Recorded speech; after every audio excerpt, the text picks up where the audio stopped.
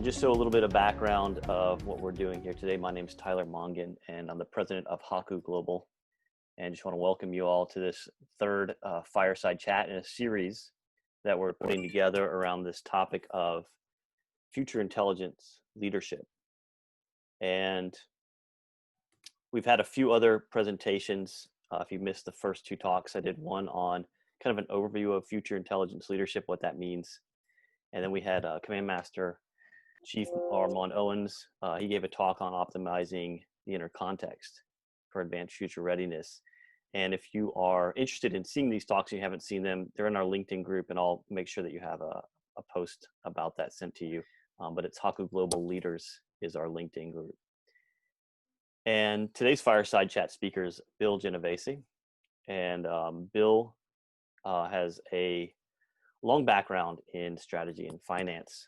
He is multi-certified patent holder executive offering 20 plus years of C-suite technology and business leadership experience with specialization in creating, deploying, and managing high-end enterprise systems across Fortune 500 organizations.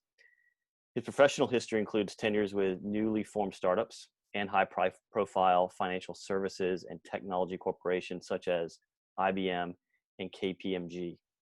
Having lived and worked across Asia, Australia, Europe, and the Americas, Bill has acquired considerable multicultural awareness and unmatched adaptability, navigating communication and cultural obstacles to align resources towards common business objectives is one of his greatest assets.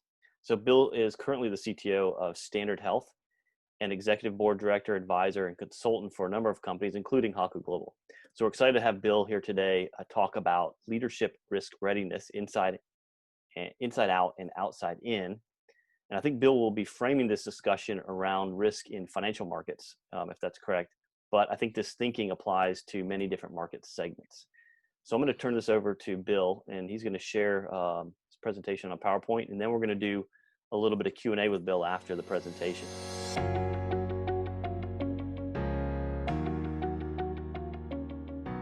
Tyler asked me to kind of put this together, and also in talking to Tyler and some of the other advisors too in Haku Global, and this definitely reflects my career and experience, especially as I've moved more and more outside the U.S. into different international environments across Europe and Asia Pacific, and also some work in emerging markets outside those areas. And really, it's the framing as I've become more of a leader at the corporate level and increasing responsibility in technology and business strategy roles. It's very important. I have had to optimize my inner context definitely throughout my career, but as I've moved more into multicultural and international environments, outside in has become a tremendous factor as well in terms of shaping the strategies that I've developed for companies. And that's kind of what I'm going to share with you a bit today is really the context of my focus area in terms of technology and industry, which has been the intersection of tech and financial services. So really in terms of the contents here, framing this up, we're going to kind of look at what's the future of risk assessment, utilizing the financial markets or financial services as an overall context umbrella. How do outside in and inside out perspective influence risk assessment? Okay. And this is largely open to interpretation and perception, both at the individual level, okay, but at a macro level as well. So how individuals respond to stimuli based on their own inner context and what they're going to process as a threat coming in from the outside. So risk perception is a very, very key part in shaping future risk readiness in terms of leadership, okay, in both contexts, inside out and outside in. And then I'm going to share with you a solution that I've been developing for the better part of the last 5 to 10 years.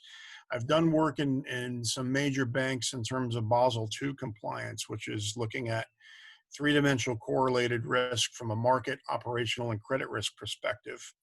So I've been developing a solution called Blue Light based on that three-dimensional framework. And it's utilizing artificial intelligence, blockchain, and quantum computing is on the roadmap.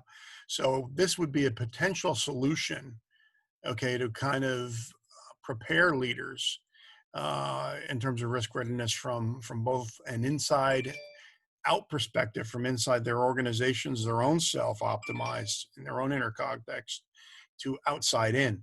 So how are they going to process information that can be perceived as a threat and a big risk to them? And using predictive analytics and this framework and model.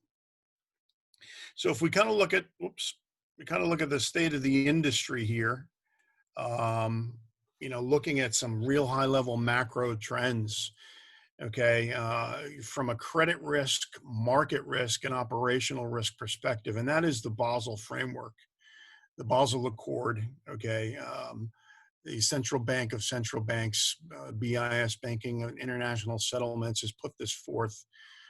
In Europe, this came out as well. And it's been really the driving framework to assess the industry and primarily banks going forward.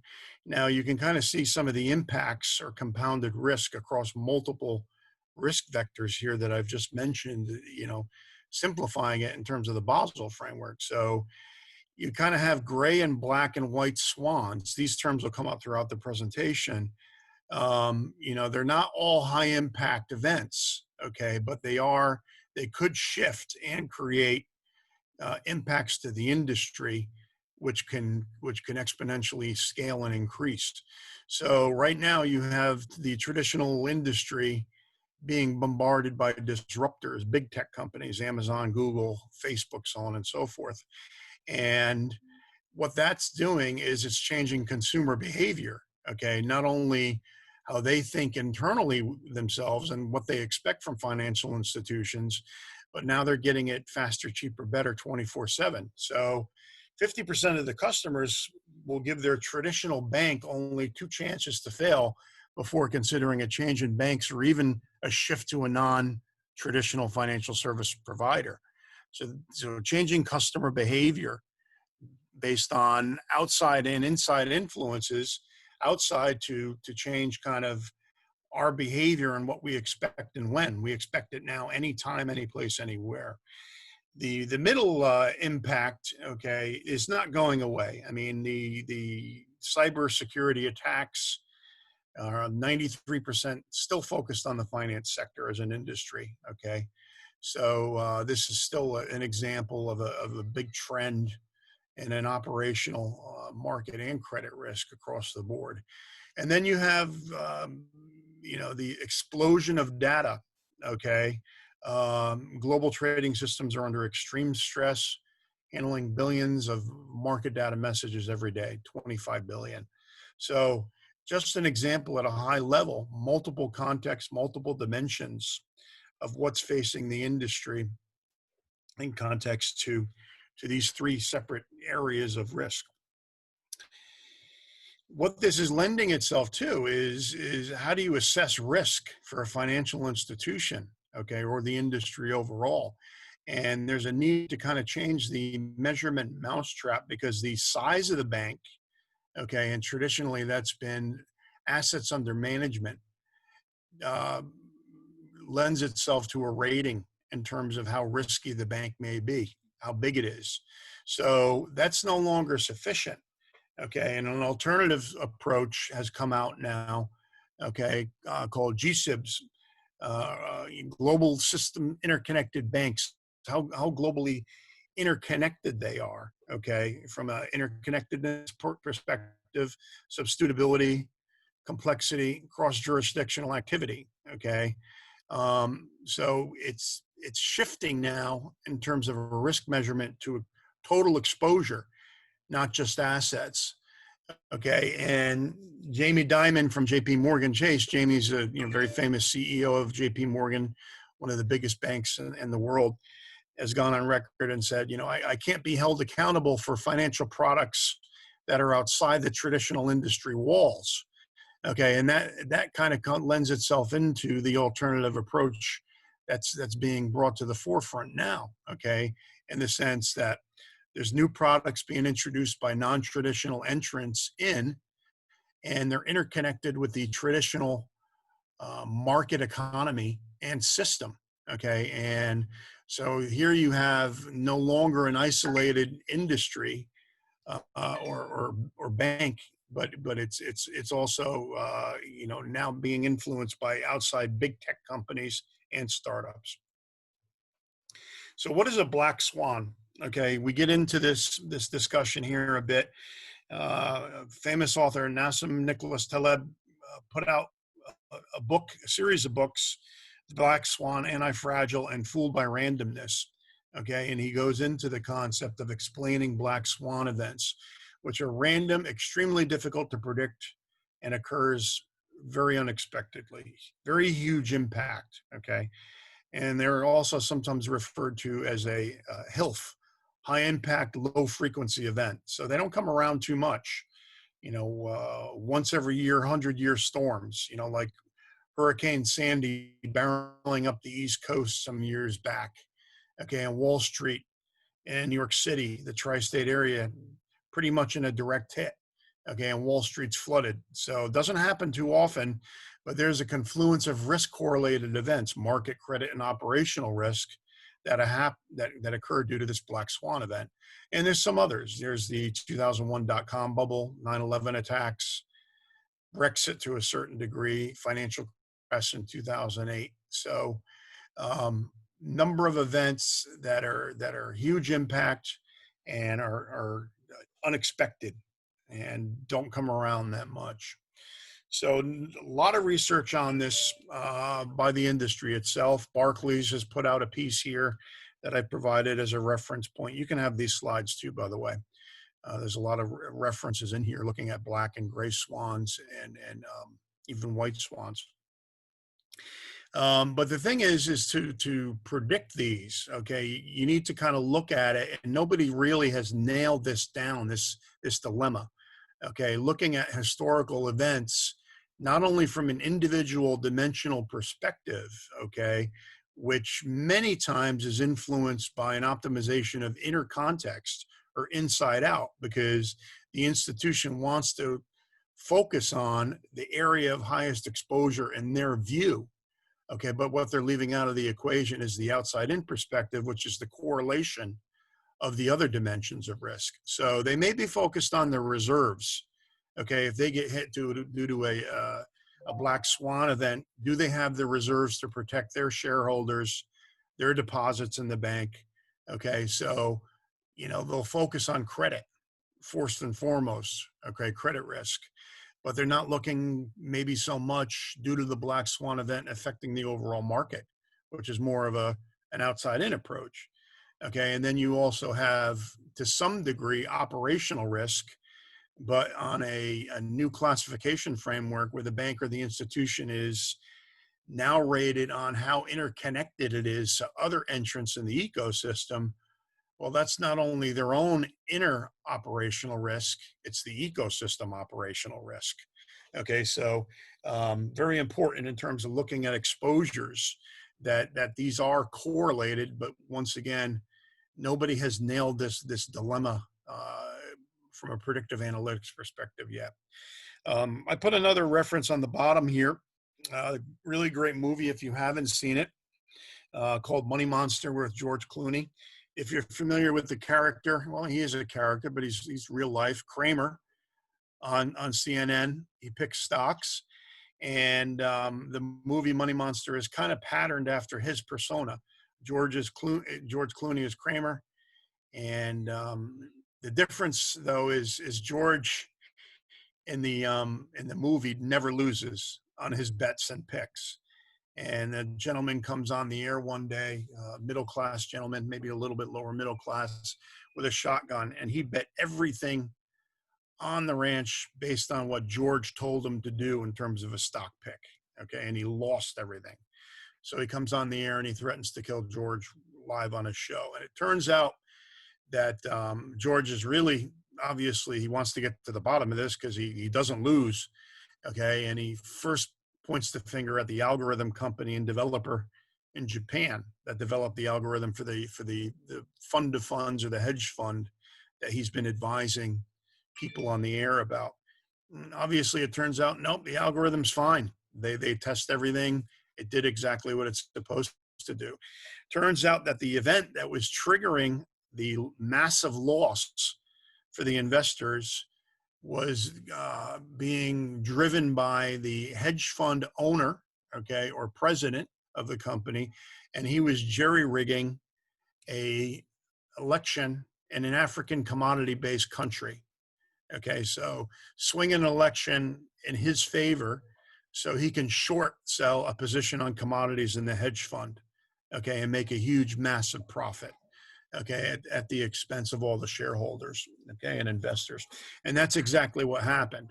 Now, I bring this point up because there's nothing out there right now, okay, especially from a confluence and correlation of those three areas of risk coming together that would prevent this scenario. Okay, so it is happening. It has happened. Okay, and what's impacted are the normal investors. Okay, that follow the advice, and that's a different type of black swan event. Okay, so definitely from an outside in perspective, some influence there for that individual that lost everything. So if we kind of look at some classifications here, okay, of looking at risk classification and certainty. Okay, you have black swans, gray swans, and white swans. So black swans, like I said earlier, unpredictable, massive impact. After the fact, explained to appear less random and more predictable. Okay, based on the three principal characteristics, and they are highly improbable. Gray swans are predictable. Okay, they seem to be evolving, and I'll go through a series of charts in terms of some examples.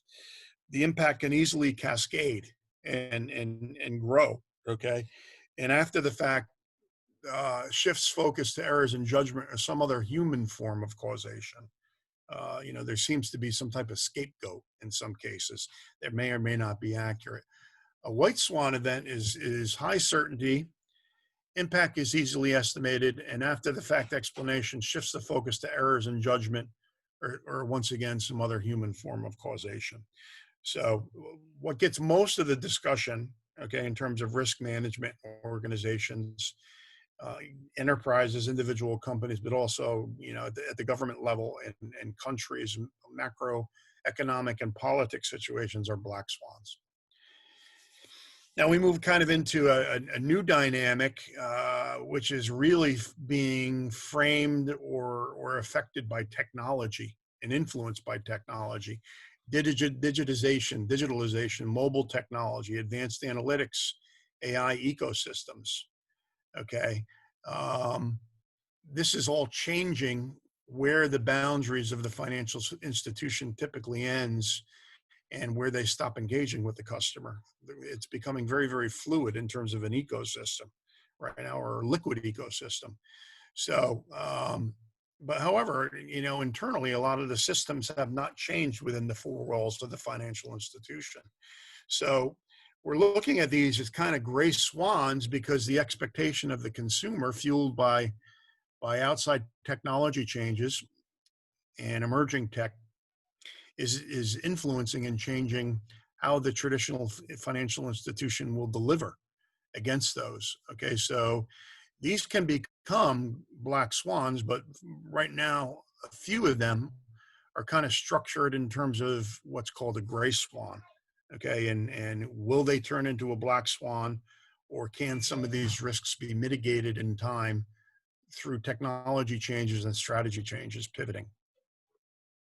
Okay, so some examples here and this comes from McKinsey, some good stuff here. You have, I mentioned this example earlier on, a gray swan, a big tech player goes all in on banking. So Google is opening up and partnering with banks now to offer deposit accounts. Amazon moving into financial services, insurance. Okay, so you've got these big platform giants, Facebook moving into financial services now. Okay, and COVID is only fueling the results of these giants because they're able to deliver for consumer needs that are in lockdown. Okay, everybody can pay from mobile devices. Things can get shipped right away. and they're in much better response mechanism than a traditional financial institution can respond in situations like that are going on right now. Okay. However, it gets back to the point earlier in terms of risk assessment. When do they become too big to fail? Okay. When do they have too much exposure in the ecosystem? Okay. And if they come down, okay, what happens? Okay, to the consumer. Okay, how are they affected overall?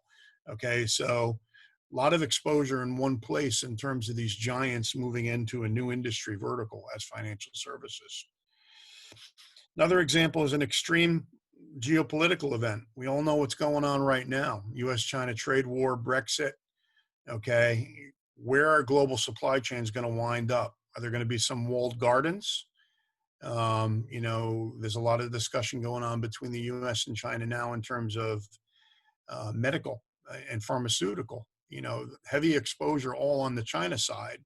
Okay, so, can the US bring some of that back in house within within the borders of the US to produce pharma?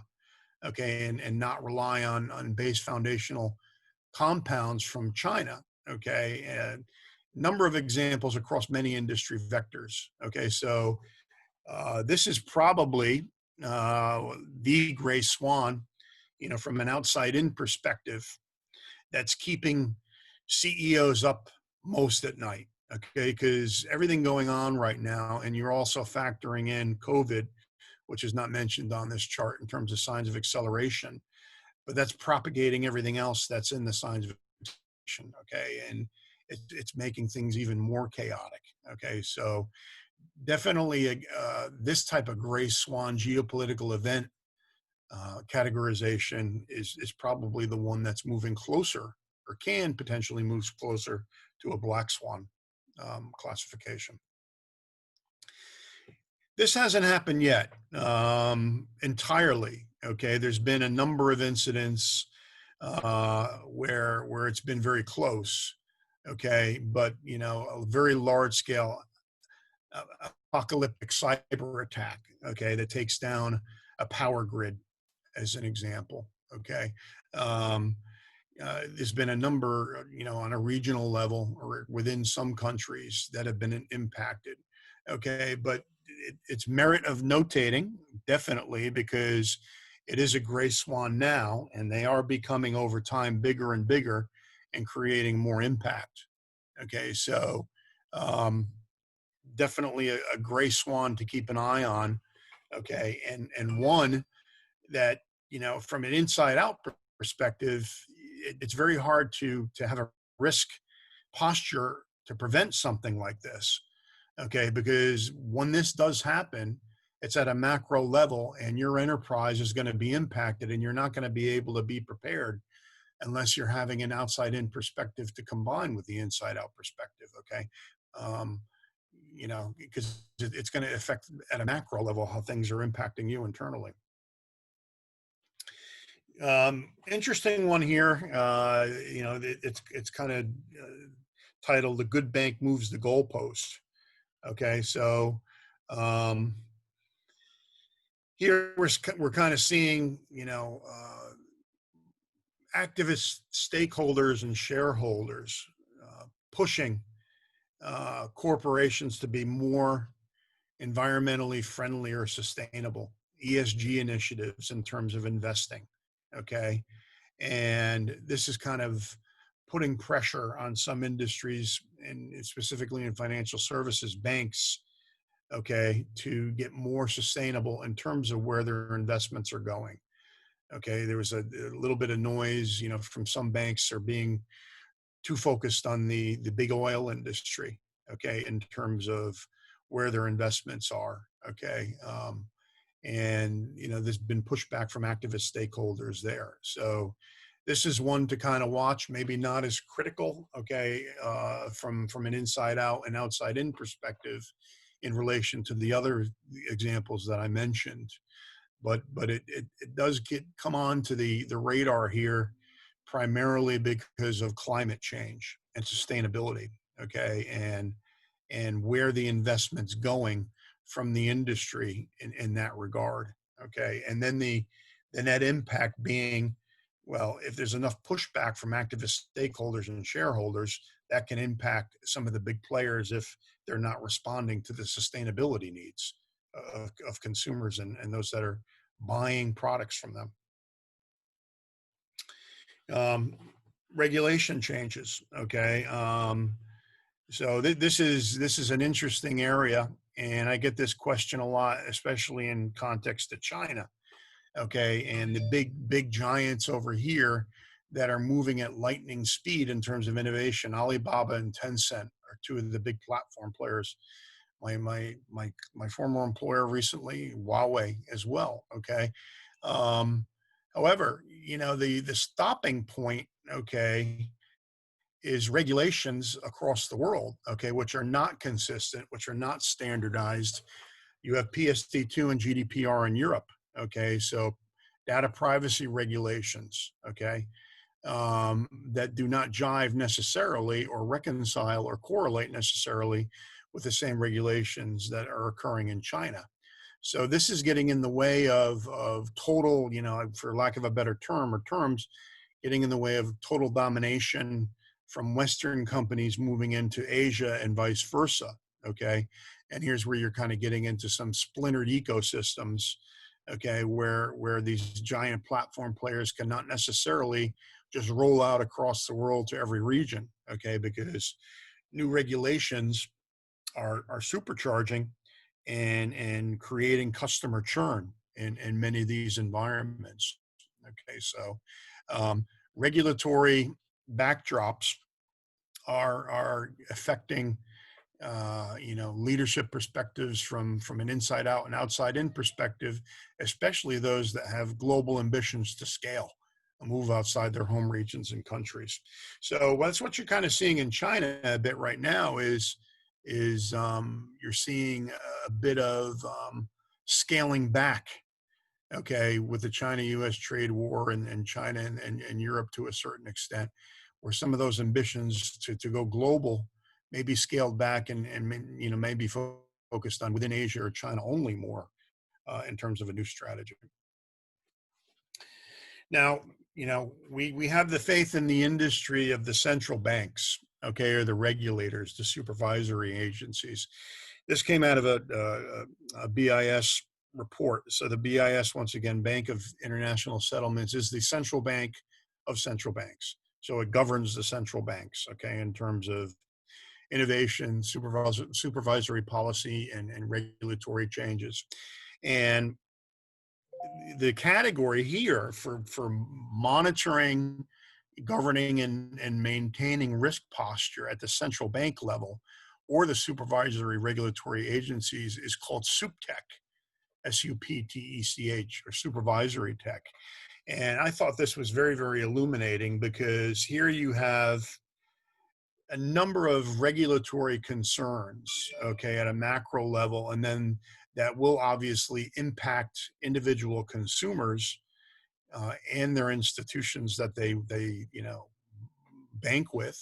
Okay, you have a supervisory area, and then you kind of have a traffic light chart that is showing where there are applications that are monitoring overall risk, okay, across these different areas. Okay, and there's a lot of white space here. That's the first observation that I had. And some of these you can see in terms of familiarity. Everybody knows the Security and Exchange Commission, the SEC. Okay, the other observation I had is beyond the white space where there's no coverage. Okay, is there's very little correlation. Okay, so they're not correlating these areas across the board in terms of operationalizing multiple areas. Okay, it's very, very much ad hoc, where some things are in development, some things are in prototype. Okay, so once again, from a Black Swan preparation perspective, risk posture and readiness, outside in, there's a lot of work to be done here. Okay, at the central bank and regulatory level. Okay, beyond just policy. And that gets into the outside in and inside out perspective, okay, and looking at risk, okay. And the first observation I had from this chart, okay, and this comes from a very good article and blog called Black Swans, Gray Swans, and White Swans from Greg Hutchins. And what's acceptable versus what's unacceptable, okay. And the observation that I kind of had from this when I started looking at this more and more closely is, um, what's acceptable is more of an inner context view, it seems like, okay. Based on what we can see as individuals or consumers, however you want to frame it, even at a little bit of a higher level, individual enterprises, okay, what we can see and control, what's voluntary, okay, and what's distributed fairly to us that we can control in terms of our exposure versus what's unacceptable, okay, more of the, definitively black swans, okay, but potentially many of the gray swans that I mentioned as well. Okay, so, um, the interesting thing here is these kind of come together in my mind and view when what's unacceptable starts moving into the acceptable side, okay, because we have no control over it, okay, and then it may even be added as a new risk event, okay, that is an acceptable risk that we need to mitigate. So that's kind of what's going on a bit with COVID in the new normal now, okay, how things are going to change and how corporate enterprise plans, not only in financial services but overall, are going to need to be modified to recategorize and classify what was an unacceptable low frequency, high impact event to one that is acceptable risk now, and we have to plan for it. So I borrowed Tyler's chart here from his fireside chat and some of our overall IP and thought capital. So, this is kind of looking at leadership consciousness and kind of an evolution. Okay. And then I looked at this and I said, this is interesting in the perspective that a lot of this, as things have evolved from animal instinct to human instinct to individual forces, have kind of evolved from an inside out perspective to a combination of inside out to outside in and inside out. And then, will our decisions kind of be made more for us from outside extraneous factors that protect us in terms of risk mitigation? So rational machines, as an example, okay, and where the future is heading, reasoning and results in terms of rational machines. Okay, and this gets really exciting. I'm looking closer and closer at quantum computing and using quantum computing for robotics as an example. So a rational machine sees multiple possibilities instead of thinking like a human in a binary aspect. Well, it can either really be this or this, or maybe it's this or this. But with a quantum perspective with robotics, augmented reasoning and results, okay, there we're getting into more of a processing engine or persona or an output, an outcome based perspective where it's more outside in tied to inside out. So I thought that was very, very interesting and putting that overlay on the chart here in terms of leadership consciousness. So what needs to kind of change? So in terms of the future, okay, and kind of what I've outlined and talked about so far, how does leadership utilize future intelligence to foresee risks and new opportunities? Well, as the boundaries of traditional industries collapse and we go more into ecosystems, okay, there needs to be convergence of tech to kind of meet those needs. So how we're assessing systemic risk is not an individual dimensions or pillars anymore. Okay, it needs to be multidimensional and it needs to be correlated. Okay, and ideally leveraging convergence of tech. I've seen the mistakes happen in emerging tech now, and probably some of you on the call have as well. I mean, there's a lot of maniacal focus on artificial intelligence in isolation or blockchain in isolation. Blockchain's a great example. We've been working on it now as a world for over 10 years. Okay, and it still has not supplanted traditional legacy technologies yet. Well, that's because, we haven't looked at convergence opportunities with artificial intelligence or IoT and blockchain, or even, how quantum is going to change cryptography for blockchain. So, it has to, future intelligence has to look at a convergence play to meet a broadening framework for systemic risk that's correlated. Okay. And what's bringing that about are gray swans moving into black swans. Black swans will propagate the exposure that's surfacing now and changing consumer behavior in terms of interconnectedness. Okay. And then, another example is decentralized finance. Okay. That's starting to, I wouldn't say run amok right now, but it's certainly out there with Bitcoin and Ethereum and other alternative finance systems. Okay. But where is the risk mitigation on these if they go too far, which hasn't been defined yet? So simplifying it, and connecting the real economy to the market economy, and multiple industry verticals that are part of the entire liquid ecosystem. Because I mentioned big tech is moving into financial services, so is telco. But really, at the end of the day, the consumer, okay, is consuming financial services really on three simple basic needs, Maslow's hierarchy of needs, and that's payments. We need to pay for stuff, okay, goods, services. We need to pay for it right away. We need it right away. We're locked in. We're in quarantine. If we can't, we have credit and lending, okay. We need that right away. We can't jump in our car and go down to the bank branch and wait 5 or 7 days to get a loan. Okay, it needs to be right away and ideally microfinance. And then we need our assets protected, financial asset protection in terms of deposits, wealth management. So if we do have extra money and we can't spend it right now, this is why the market is going through the roof. I mean, my portfolio on Robinhood, which is an app-only investment solution, is up 23%. And everybody's scratching their head. What the heck is going on? But well, it's pretty easy to figure out. People that have money that can invest, discretionary income, whatever little you do have or what you do have, you're not spending it on boats, vacations, hotel trips, whatever, business trips. You're putting it away in investments, okay, in the market. So that's why the market's kind of going off right now. And people want to be able to do that from the sanctity and safety of their own home, and preferably from their mobile device.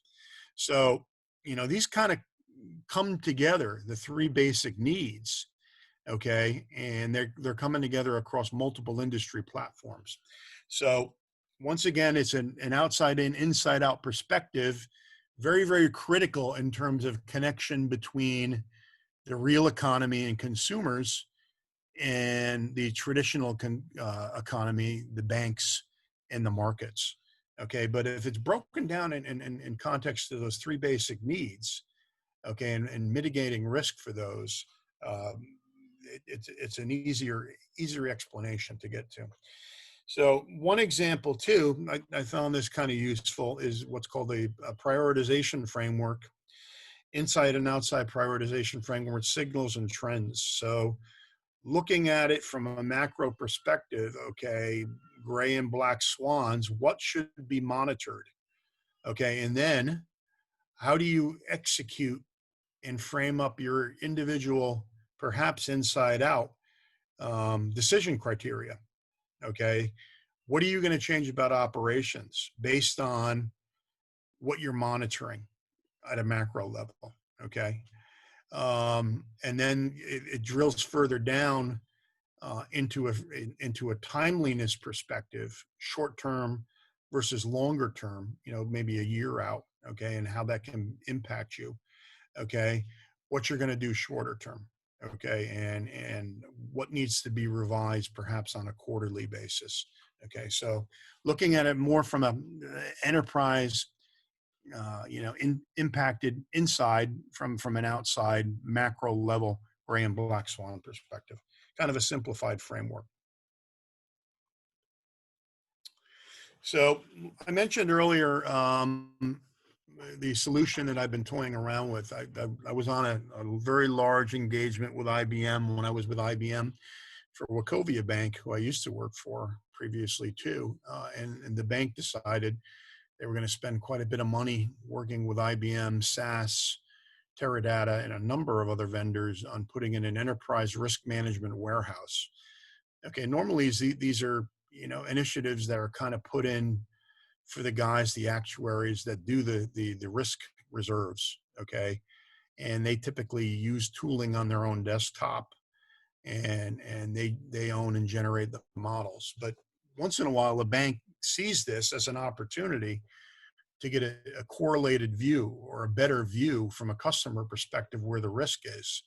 Okay, and outside exposure too.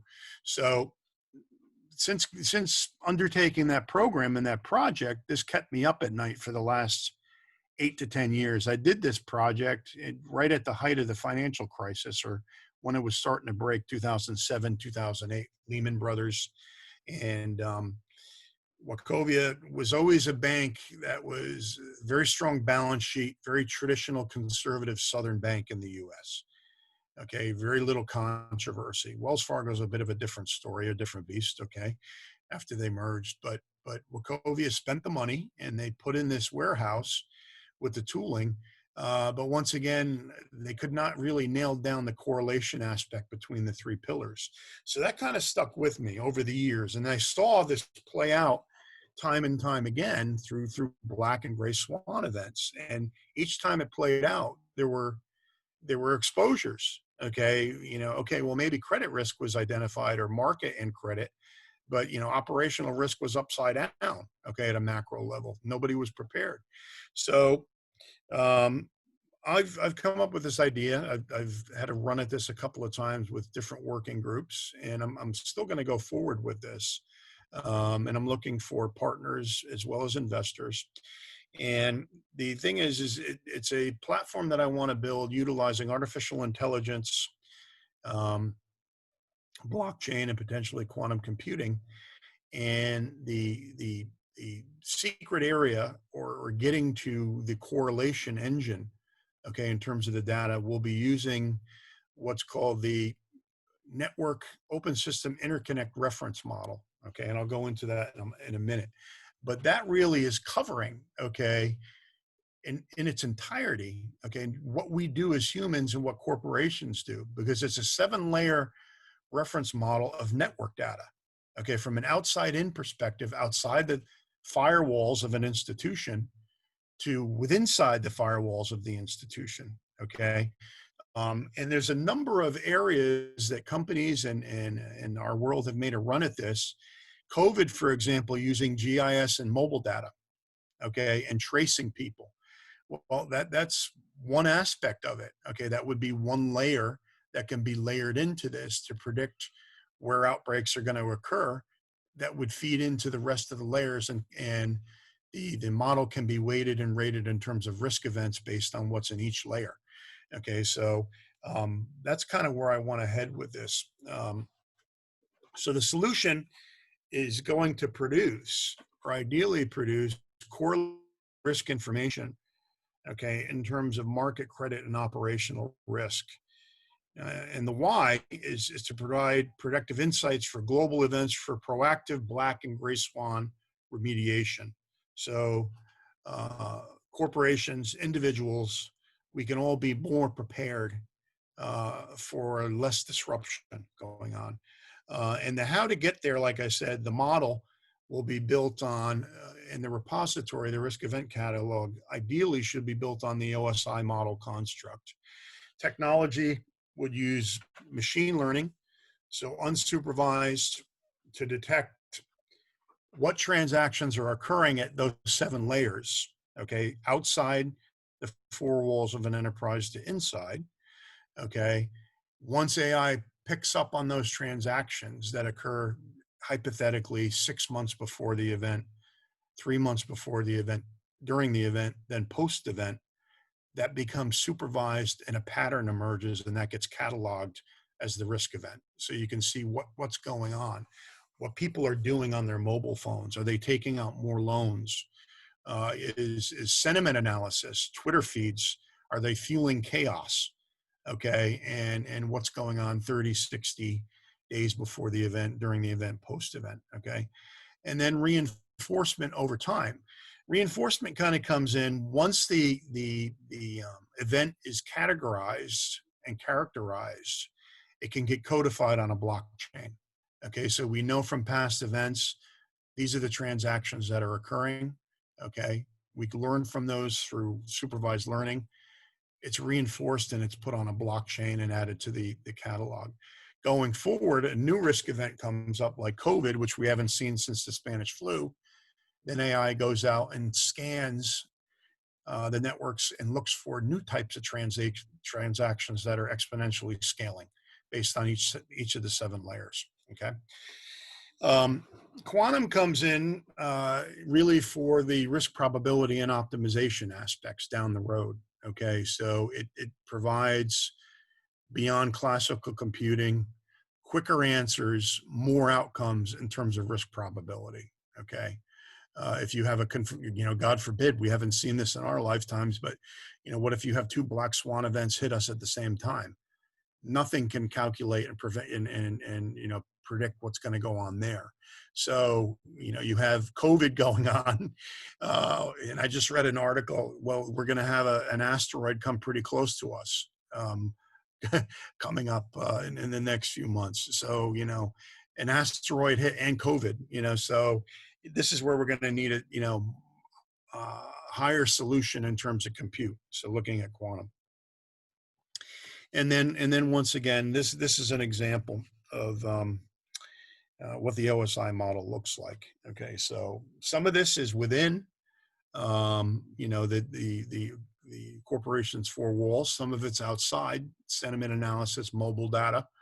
Okay, and very much oriented towards application layer. Okay, so back to the GIS information. Okay, and tracing individuals that should be able to be harnessed. Okay, and where people are traveling and where there's a number of companies, startups that are focusing on this layer only though. Okay, and not tying it down to the other layers within the model. Okay, so that's kind of an example solution. How tying this all together in an outside in and inside out perspective, we can increase risk readiness a bit further going forward to prepare ourselves. A lot of appendix information here if you want to read some more about black swans and some of the technologies that are being positioned to prevent them as well. So a couple of pages here. Okay, that's all I have.